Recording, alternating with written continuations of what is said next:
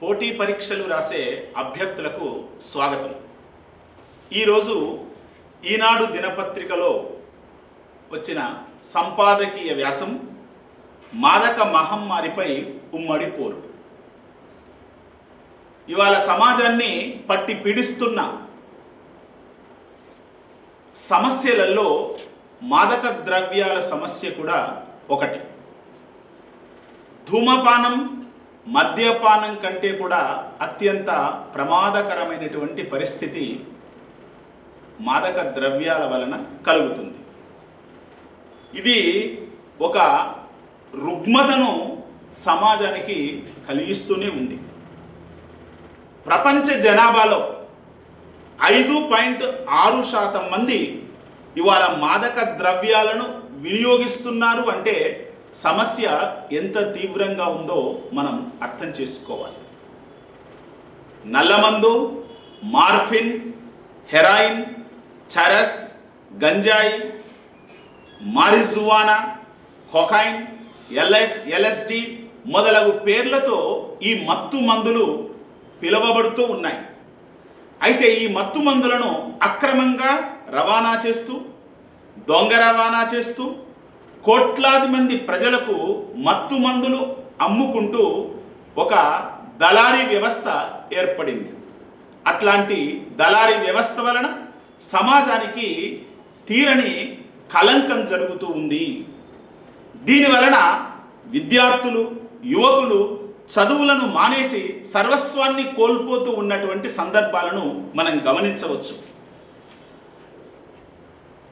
కాబట్టి ఇలాంటి ఈ మాదక మహమ్మారి మీద ఈనాడు పత్రిక ఇవాళ బ్రహ్మాండమైనటువంటి వ్యాసాన్ని, ఇట్లాంటి విషయాలన్నింటినీ కూడా ఉటంకిస్తూ చక్కటి వ్యాసాన్ని, సంపాదకీయ వ్యాసాన్ని రాయడం జరిగింది. పోటీ పరీక్షలు రాసేటువంటి అభ్యర్థులకు ఇట్లాంటి సంపాదకీయ వ్యాసాలు కరెంట్ అఫైర్స్లో భాగంగాను, జనరల్ ఎస్సేలో భాగంగాను చదువుకొని దీనికి సంబంధించిన సమాచారాన్ని నిక్షిప్తం చేసుకుంటే భావి పరీక్షలలో అధిక మొత్తంలో మార్కులు సంపాదించేటువంటి అవకాశం ఉంది. ఇక నేను డాక్టర్ దాశరథుల నరసయ్య. తెలుగును ఆప్షనల్ సబ్జెక్టుగా ఎంపిక చేసుకోవాలన్న ఆసక్తి కలిగినటువంటి విద్యార్థులకు తెలుగు ఆప్షనల్లో కోచింగ్ ఇవ్వడానికి సుముఖంగా ఉన్నాను. అశోక్ నగర్లో స్టీల్ బ్రిడ్జ్ 35కు ఎదురుగా ఉన్న కోచింగ్ సెంటర్లో నా సేవలు మీకు లభిస్తాయి. ఆప్షనల్ తెలుగుని ఎంపిక చేసుకోవాలని భావిస్తున్నటువంటి విద్యార్థులు ఈ క్రింద ఇవ్వబడినటువంటి నంబర్ను సంప్రదించి కానీ లేదా నేరుగా నన్ను కలుసుకొని కానీ తెలుగు పట్ల మీకున్నటువంటి అనుమానాలను తొలగించుకుంటారని భావిస్తూ ఉన్నాను. ఇక విషయానికి వద్దాం. ఈ మాదక ద్రవ్యాల వలన సమాజానికి చాలా కీడు జరుగుతూ ఉంది. ఇట్లాంటి పరిస్థితులను అధిగమించడం కోసం, దానికి కారణభూతమైనటువంటి అక్రమ వ్యాపారాలకు కళ్ళెం వేయడం కోసం కేంద్ర ప్రభుత్వం 1965లో NDPS అనేటువంటి ఒక చట్టాన్ని తీసుకొని వచ్చింది.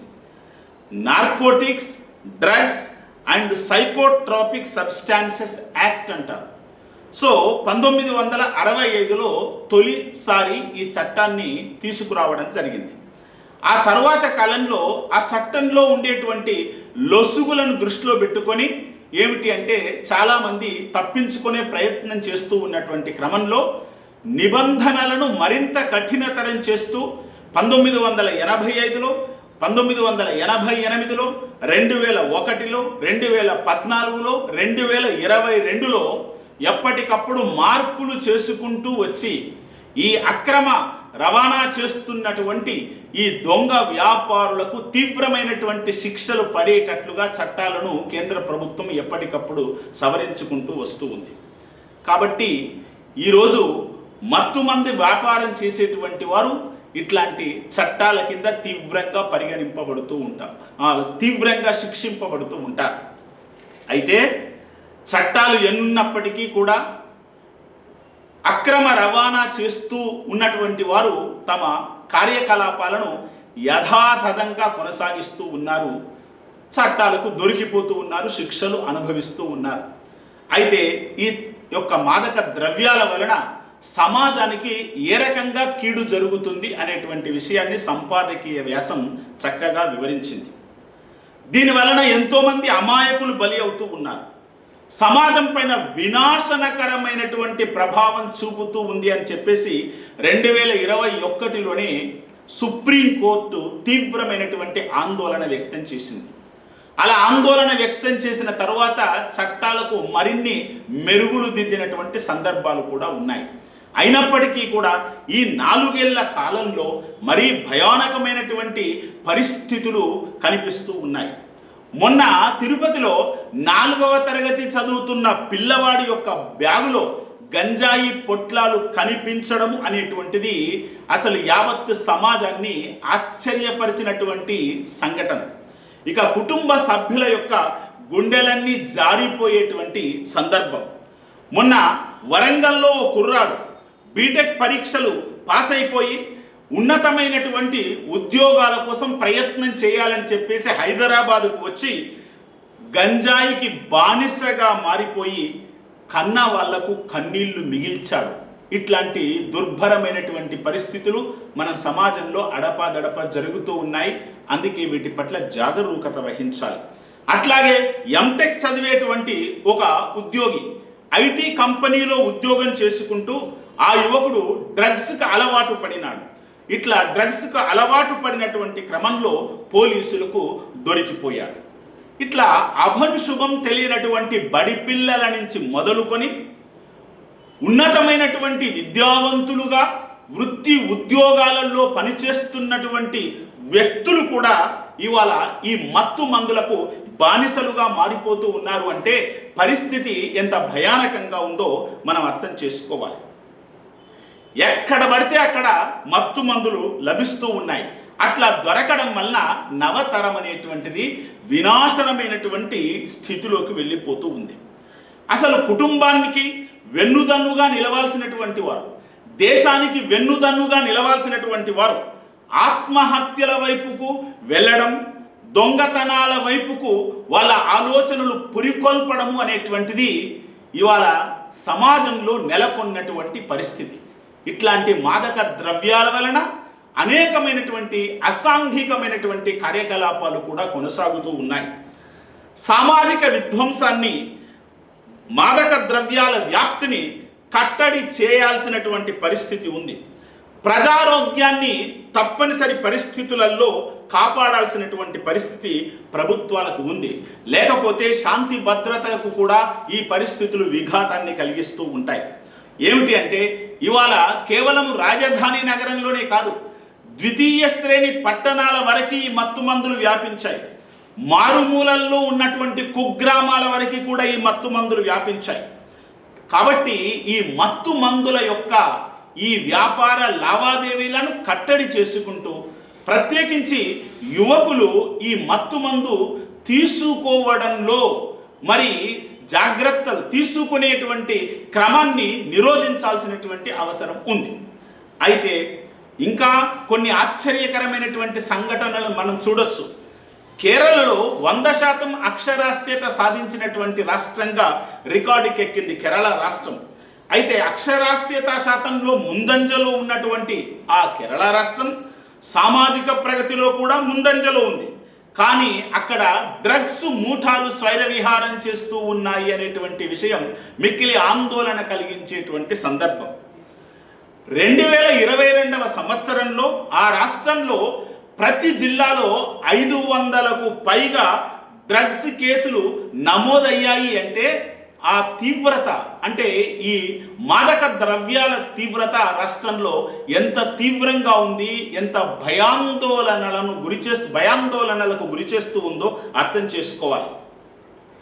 మొన్నటికి మొన్న ఖమ్మంలో 6 కేజీల గంజాయి పాకెట్లను పోలీసు వాళ్ళు పట్టుకున్నటువంటి వార్తలు చూశాం.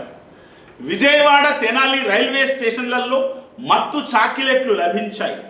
పాఠశాల విద్యార్థులపైన ఇలాంటి మాదకాసురులు, ఇలాంటి మత్తు చాక్లెట్ల ద్వారా వాళ్ళను ప్రలోభ పెట్టి మత్తుకు మాదక ద్రవ్యాలకు బానిసలుగా చేస్తున్నటువంటి సందర్భాలు కనిపిస్తూ ఉన్నాయి. కాబట్టి ఇట్లాంటి మూఠాలను పట్టుకొని సంఖ్యలు వేయాల్సినటువంటి అవసరం చాలా చాలా ఉంది. కానీ చట్టాలలో ఉండేటువంటి లొసుగులను దృష్టిలో పెట్టుకొని వాళ్ళందరూ కూడా సులభంగా బయటపడుతూ ఉన్నారు. అందుకే పదునెక్కినటువంటి చట్టాలను తయారు చేసుకొని ఇట్లాంటి దుర్మార్గులు సమాజానికి తీవ్రమైనటువంటి నష్టాన్ని చేస్తున్నటువంటి ఇలాంటి మాదకాసురులకు కఠిన శిక్షలు పడితే తప్ప ఇట్లాంటి పరిస్థితుల నుండి సమాజానికి ఉపశమనం లభించదు.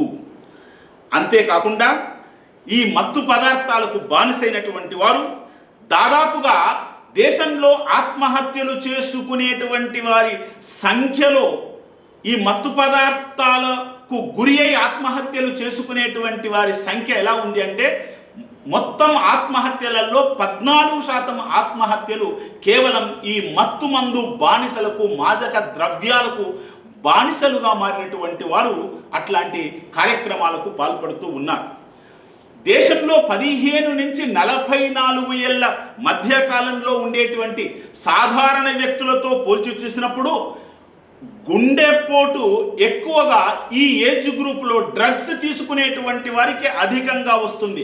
6.5 రెట్లు అధికంగా వస్తుందని చెప్పేసి నివేదికలు స్పష్టం చేస్తూ ఉన్నాయి. ఇలా మత్తు మందుకు బానిసలుగా మారినటువంటి వారికి క్యాన్సర్, హెపటైటిస్ లాంటి తీవ్రమైనటువంటి వ్యాధులు కూడా సులభంగా సోకేటువంటి అవకాశాలు ఉన్నాయి.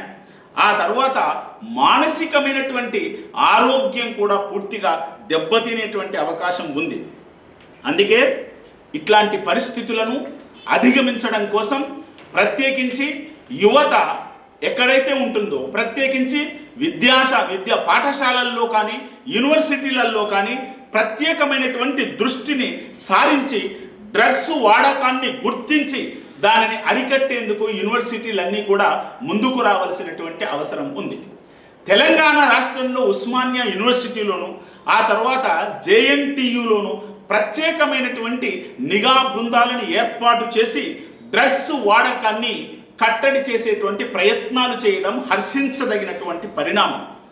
ఆ తర్వాత తెలంగాణ రాష్ట్రంలోను ఆ తర్వాత ఏపీ రాష్ట్రంలో ఉండేటువంటి విద్యా సంస్థలన్నీ కూడా ఇలాంటి నిఘా బృందాలను ఏర్పరచుకోవాల్సినటువంటి అవసరం ఉందని కూడా ఈ సంపాదకీయ వ్యాసం సూచించింది. మాదక ద్రవ్యాలను ఉపేక్షించేది లేదు అని ఇటీవల కాలంలో ఆంధ్ర రాష్ట్ర ముఖ్యమంత్రి, తెలంగాణ రాష్ట్ర ముఖ్యమంత్రులు ప్రకటించినటువంటి కారణము చేత అట్లాంటి మూఠాల యొక్క పీచమనచడంలో పోలీసులు కూడా అత్యంత కఠినంగా వ్యవహరిస్తూ ఉన్నారనేటువంటి విషయాన్ని మనం గమనించాలి. ఏది ఏమైనప్పటికీ ఈ మాదక ద్రవ్యాల మహమ్మారి నుంచి సమాజానికి విముక్తి లభించినప్పుడే మనము ఈ సమాజము స్వేచ్ఛాయుతమైనటువంటి వాతావరణంలో, ఆరోగ్యప్రదమైనటువంటి వాతావరణంలో ముందుకు సాగేటువంటి అవకాశం ఉంది. కాబట్టి ఒకవైపు ప్రభుత్వాలు, ఆ తర్వాత స్వచ్ఛంద సంస్థలు, విద్యాలయ యాజమాన్యాలు, తల్లిదండ్రులు అందరూ కలిసి పోరాటం చేస్తే తప్ప ఇట్లాంటి సమస్యల నుండి మనకు విముక్తి లభించదు అని చెప్పేసి సంపాదకీయ వ్యాసం అభిప్రాయపడింది. ఇక ఇదే పేపర్లో, ఈనాడు పేపర్లో మధ్య పేజీలో మరొక అద్భుతమైనటువంటి వ్యాసం ఏమిటి అంటే సంపాదకీయ వ్యాసానికి పక్కకే మరొక వ్యాసం కూడా ఉంది.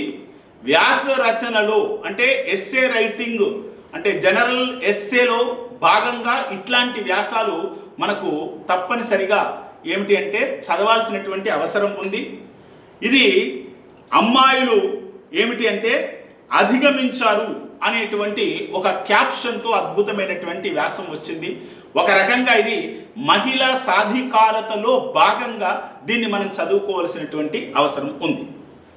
అయితే పరిస్థితి ఏమిటి, ఒకప్పటి మహిళల పరిస్థితి ఏమిటి, ఇప్పుడున్నటువంటి మహిళలకు ఏ రకమైనటువంటి సౌకర్యాలు పెరిగాయి, మెరుగైనటువంటి విద్యా విధానం అందుతూ ఉంది, ఉద్యోగాలలో ఏ రకంగా మహిళలు పోటీ పడుతున్నారు, 100 ఏళ్ల క్రితం నాటి పరిస్థితులు ఎట్లా ఉన్నాయి, ఇవాల్టి పరిస్థితులు ఎట్లా ఉన్నాయి, దాన్ని అంతటినీ కూడా వివరిస్తూ అద్భుతంగా అమ్మాయిలు అధిగమిస్తూ ఉన్నారు, అధిగమించారు అనేటువంటి పద్ధతిలో ఒక చక్కటి వ్యాసాన్ని ఇక్కడ ఏమిటి అంటే మనకు ఇవ్వడం జరిగింది. కాబట్టి ఇట్లాంటి వ్యాసాలను మహిళా సాధికారత కింద మనం చదువుకోవచ్చు. తర్వాత మహిళలకు సంబంధించినటువంటి ప్రత్యేకమైనటువంటి విషయాలను చెప్పాల్సినటువంటి సందర్భంలో కూడా ఇలాంటి అంశాలను ఉటంకించినట్లయితే పరీక్షలలో ఎక్కువ మార్కులు సంపాదించేటువంటి అవకాశం ఉంది. అయితే దాని గురించి మాట్లాడుకుందాం. దాదాపు ఒక 100 సంవత్సరాల క్రితం బొంబాయి యూనివర్సిటీ నుంచి ఒక అమ్మాయి పేరు కమల సోహోని అనే అమ్మాయి బిఎస్సి డిగ్రీ పట్టా సంపాదించింది. ఆ తర్వాత తన తండ్రి అంతకు పూర్వమే గొప్ప పరిశోధకుడైనటువంటి కారణం చేత ఈ కమల సోహాని తండ్రి యొక్క మార్గంలో ముందుకు నడవాలని ఆలోచించి బెంగుళూరులోని ఇండియన్ ఇన్స్టిట్యూట్ ఆఫ్ సైన్స్లో పరిశోధన చేయాలనే ఒక దృఢ సంకల్పంతో అప్లికేషన్ ఫారం పెట్టుకుంది ఈ కమల సోహాని. అప్పటికి ఆ సమయంలో ఆ ఇన్స్టిట్యూట్ డైరెక్టర్ ఎవరో కాదు, మేధావి, నోబెల్ లారియట్, నోబెల్ విజేత అంటే నోబెల్ ప్రైజ్ను బహుమానంగా పొందినటువంటి ఆ యొక్క సివి రామన్ గారు ఆ సంస్థకి డైరెక్టర్గా పనిచేస్తూ ఉన్నారు. కానీ ఆయన సున్నితంగా కమల సోహాని అప్లికేషన్ ఫారాన్ని తిరస్కరించాడు. అంత పెద్ద నోబెల్ లారియట్ మరి సివి రామన్ గారు అమ్మాయి అప్లికేషన్ను ఎందుకు తిరస్కరించాడో కారణాలు మాత్రం చెప్పలేదు. పరిశోధన చేయగల సామర్థ్యం కలిగినటువంటి స్త్రీలకు ఏమిటి అంటే మరి ఆ యొక్క సామర్థ్యాలు బహుశా లేవని ఆయన భావించి ఉంటాడు.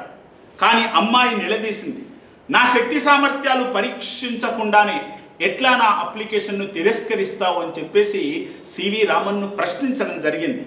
ప్రశ్నించడమే కాదు, ఆ అమ్మాయి చాలా పట్టుదలతో ఆయన ఆఫీసు ముందు చిన్నపాటి సత్యాగ్రహం చేసింది. మొత్తం మీద Nobel laureate doctor C V Raman గారు దిగి వచ్చి కమలకు కొన్ని షరతులతో కూడినటువంటి ప్రవేశాన్ని కల్పించారు. నంబర్ 1, ఏడాది పాటు ప్రొబేషన్లో ఉండాలి.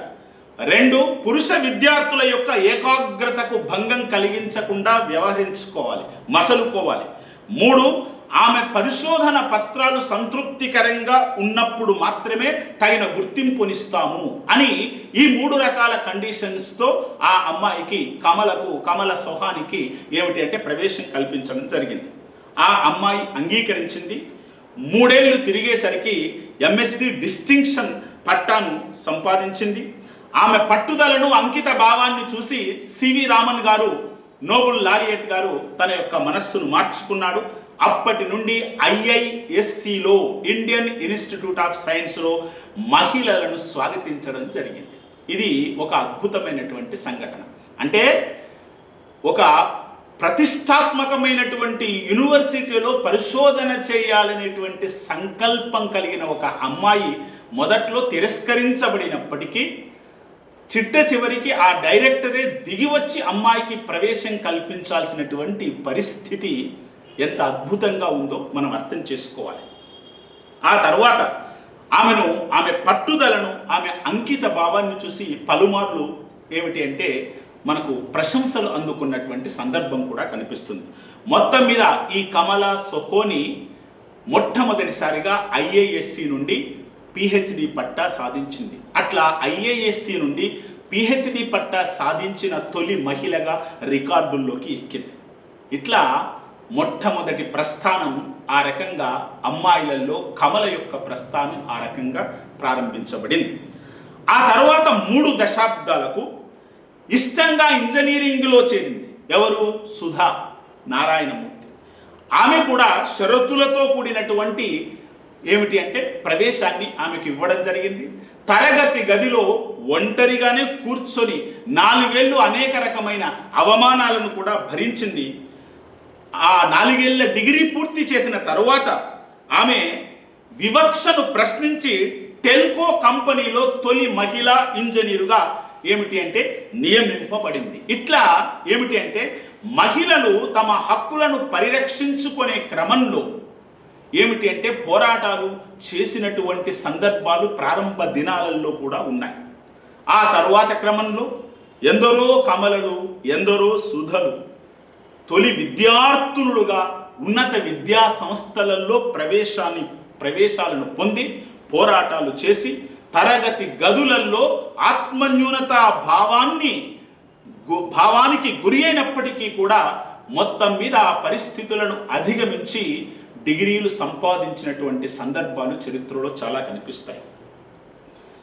ఇంకా ఈ సందర్భంలో 30 ఏళ్ల క్రితం కేరళలో కోజికోడ్ అనే ప్రాంతం ఉంది. అక్కడ ఇండియన్ ఇన్స్టిట్యూట్ ఆఫ్ మేనేజ్మెంట్ అనేటువంటి IIM అనేటువంటి సంస్థ ఉంది.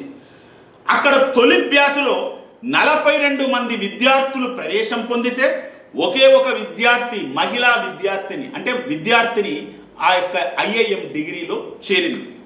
కానీ అదే సంస్థ ఈ ఏడాది 55% యువతులను తన యొక్క సంస్థలో చేర్చుకుంది. అంటే మరి మహిళలు ఏ రకంగా పరిస్థితులను అధిగమించి ఏమిటి అంటే ఉన్నతమైనటువంటి చదువులలో దూసుకుపోతున్నారు అని చెప్పడానికి ఇది ఒక అద్భుతమైనటువంటి అవకాశం, ఒక సందర్భంగా గుర్తించాలి.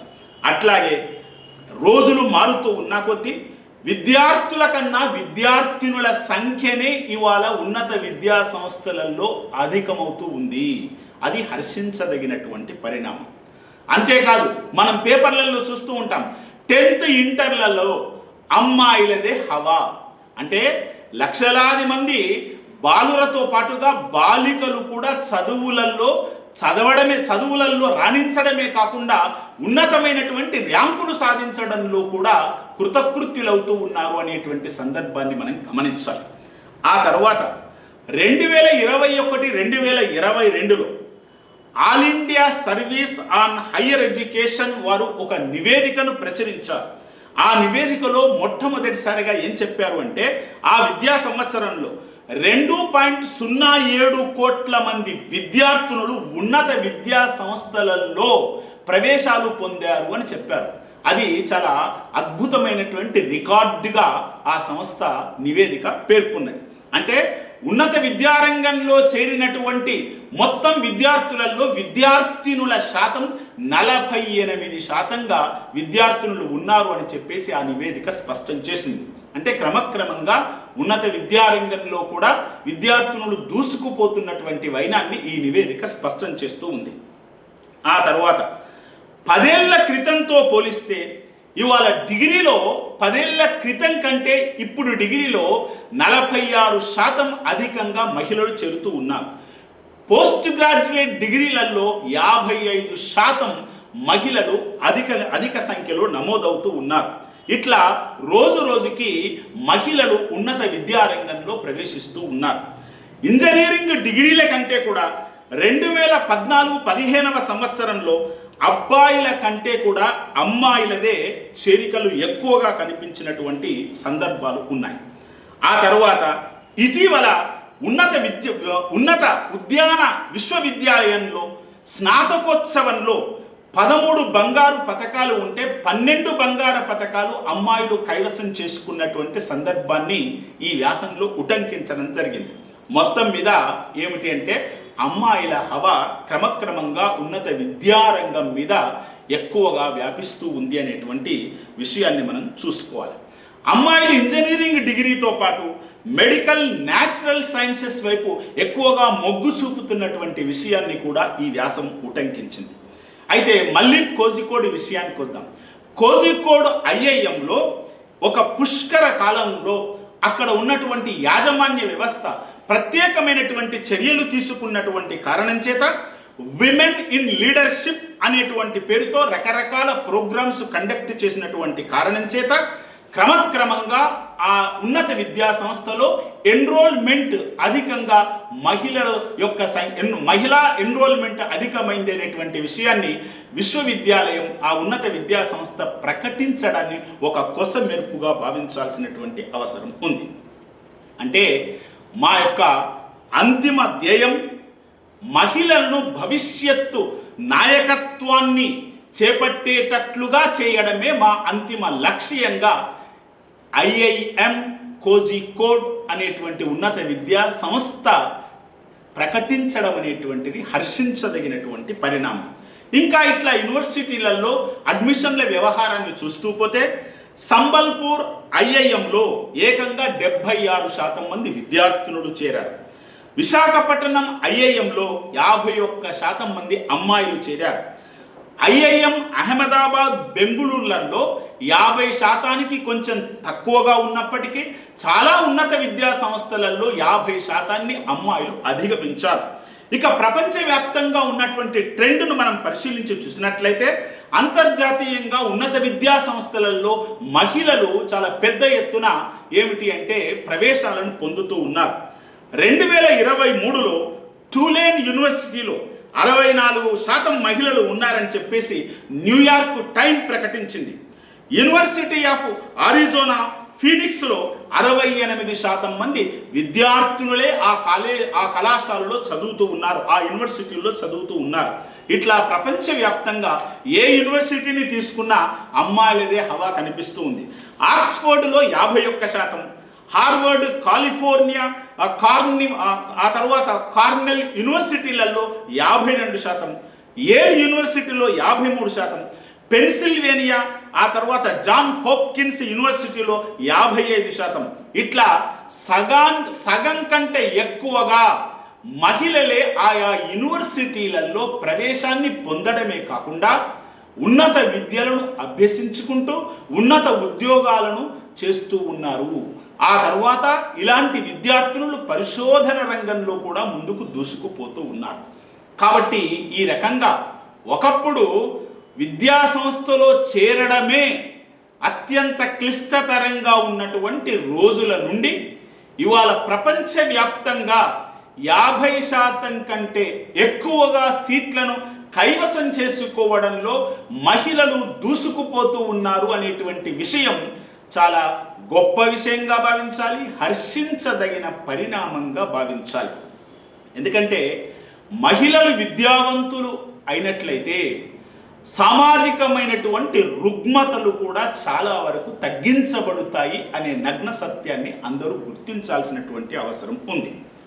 ఆరోగ్యము, విద్య, ఆర్థిక భాగస్వామ్యము, రాజకీయాలు, ఈ 4 పారామీటర్లను దృష్టిలో పెట్టుకుంటే ఈ 4ంటికి న్యాయం జరిగిన నాడు సమానత్వ సాధన సాధ్యమవుతుంది అని చెప్పి వ్యాస రచయిత ఈ యొక్క వ్యాసంలో అభిప్రాయపడడం జరిగింది.